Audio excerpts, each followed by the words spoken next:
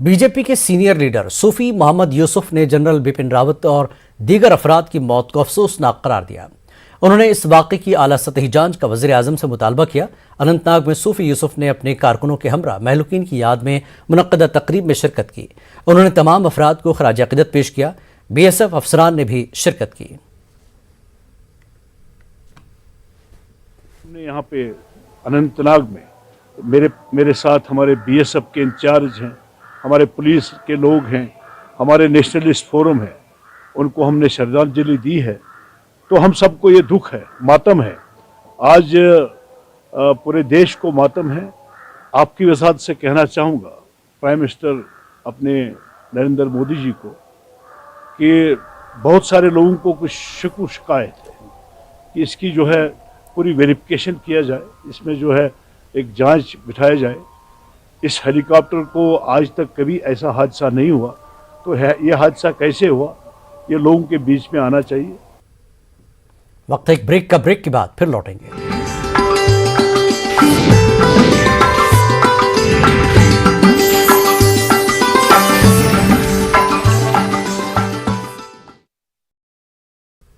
जम्मू कश्मीर जच्चा बच्चा की सेहत के मामले में मुल्क में सरफहरिस्त रियासतों में शामिल है। हाल ही में मैटरनिटी मोर्टेलिटी रेशियो MMR के आदाद-ओ-शुमार सामने आए, जिनके मुताबिक जम्मू कश्मीर केरल के बाद सबसे बेहतर शुमार पेश करती है।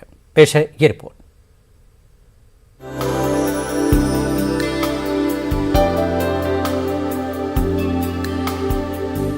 जम्मू कश्मीर में जच्चा बच्चा की सेहत के बेहतरीन एदाद-ओ-शुमार सामने आए हैं। हाल ही में यहां पहली बार जच्चगी के दौरान खवातीन की अमवात यानी मैटरनल मोर्टेलिटी रेशियो की सर्वे रिपोर्ट सामने आई।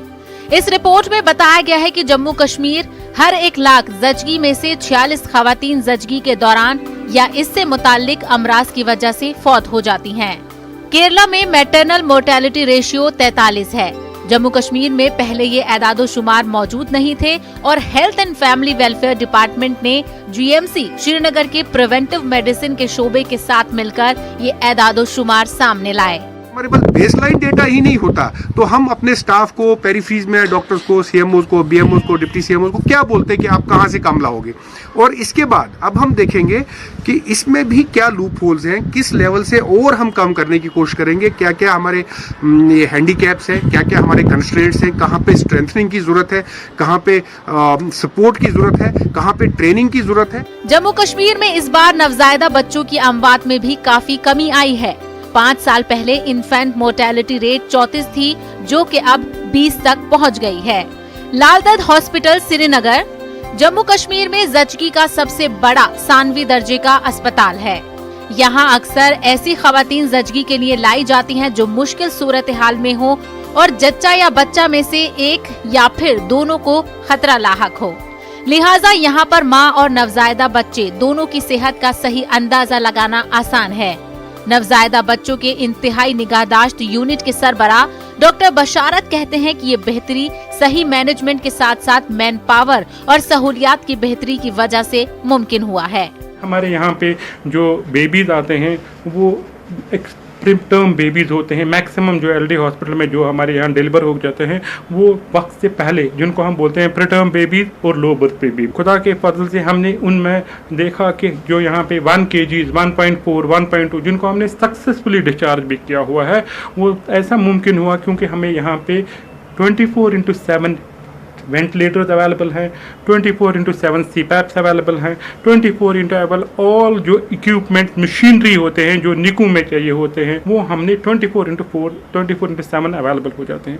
नंबर 2 हमारे पास यहाँ जो बहुत एसेंशियल ड्रग्स जिसको हम सर्फैक्टेंट बोलते हैं, जो बहुत इंपॉर्टेंट ड्रग होता है प्रीटर्म बेबीज़ में जिनकी लंग मेच्योरिटी के लिए होता है, वो फ्रीली अवेलेबल है यहाँ पे।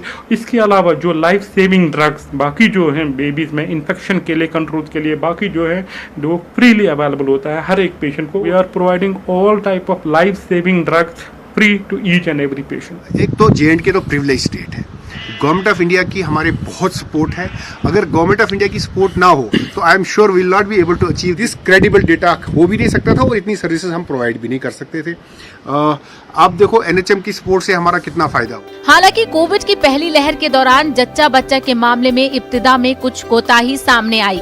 लेकिन बाद में इस निजाम को बेहतर किया गया और इन मुश्किल हालात के दौरान भी डॉक्टर और नीम तिब्बी अमले ने काफी मेहनत की और इस पर सरकार की खुसूसी स्कीमों ने मामलात को आसान किया। न्यूज़ 18 उर्दू के लिए शब्बीर मीर की रिपोर्ट। किश्तवाड़ में मालवा वार्ड 1 के लोगों ने डाक बंगलो किश्तवाड़ से डीसी ऑफिस तक एहतजाज किया। नंगे पैर, हाथों में प्ले कार्ड, तिरंगा और स्याह परचम लिए हुए एहतजाजियों ने मुख्तलिफ मांगों को पूरा करने का मुतालबा किया। एहतजाजियों के मुतालबात में छतरों से माड़वा टनल के जरिए हेडक्वार्टर से जोड़ने, माड़वा में मिनी हाइड्रो प्रोजेक्ट तामीर करने, सब डिवीजन में एडीसी पोस्ट कायम करने, खुद मुख्तारी पहाड़ी काउंसिल कायम करना शामिल थे।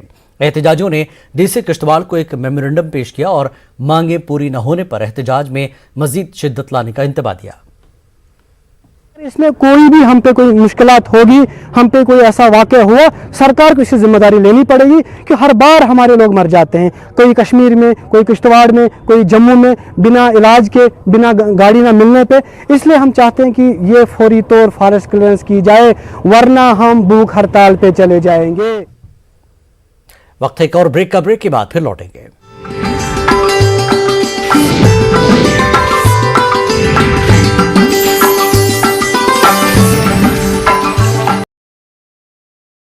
कश्मीर न्यूज में एक बार फिर आपका खैर मकदम है।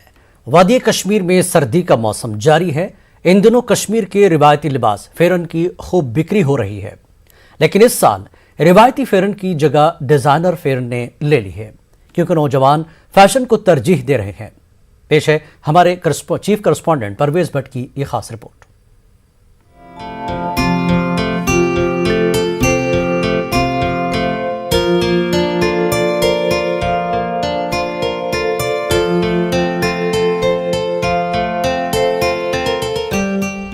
कश्मीर में अगरचे सर्दियों का सख्त दौर चिल्ला कलां अभी आना बाकी है, लेकिन शदीद सर्दी, खासतौर पर सुबह और रात के वक्त की ठंड ने पहले ही मकामी लोगों की जिंदगियों को मुश्किलात से दो चार कर दिया है।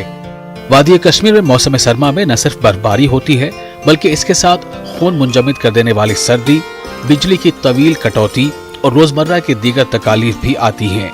कश्मीर के लोग किसी न किसी तरह ऐसे मौसम के आदी हैं और सर्दियों की तैयारियां पहले से करते हैं। सर्दियों के दौरान खाने पीने और लिबास पहनने के अंदाज दोनों को तब्दील करना पड़ता है। लिबास में लंबा रिवायती फैरन तकरीबन हर एक के लिए जरूरी है। फैरन के अंदर कांगड़ी रखने से शदीद ठंड से बचने में मदद मिलती है, लेकिन बदलते वक्त के साथ ये रिवायत आहिस्ता आहिस्ता खास तौर पर शहरों से खत्म होती जा रही है। इस रिवायत को बहाल रखने के लिए डिजाइनर फैरन और कढ़ाई वाले फैरन को बाजारों में मुतारिफ कराया गया है। मार्केट में इन फैरनों की काफी बिक्री हो रही है। मर्द हजरात के लिए डिजाइनर कॉलर और फर के साथ कोट के जैसे फैरन फैशन का मौजूदा ट्रेंड है, जबकि खवातीन के लिए टिल्ला के काम के साथ सूट जैसे फैरन की काफी मांग है। मौजूदा फैशन के मुताबिक दुकानों में मुख्तलिफ किस्म के फैरन दस्तयाब हैं। आता था पहले वो खुला वाला फैरन, कांगड़ी वाला फैरन, अब उसमें चेंज हो गया है।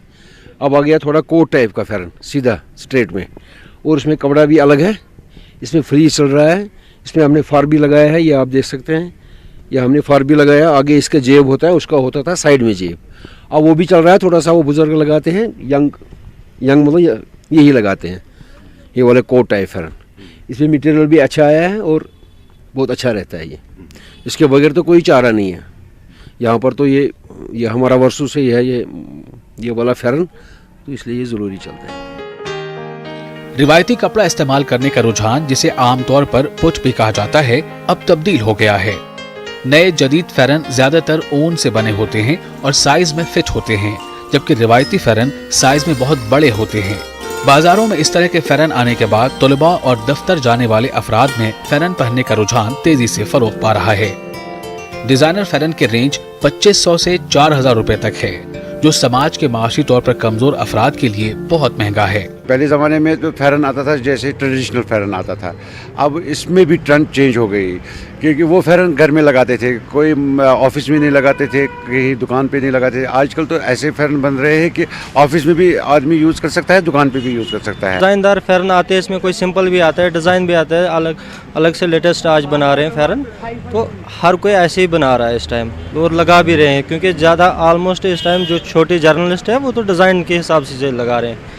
तो एजेड हिसाब से वो उसी तरह के सिंपल हिसाब के से लगा रहे हैं। जो आज का दौर हमारा आया है, हमारा नौजवान जो कश्मीर की सभ्यता से बिल्कुल मुंसलिक हो रहा है, चाहे म्यूज़िक हो चाहे ड्रेस हो, और ड्रेस में भी वो फ़ैरन खासकर इसके नए नए तरीके अब आए हैं, ईजाद हुए हैं।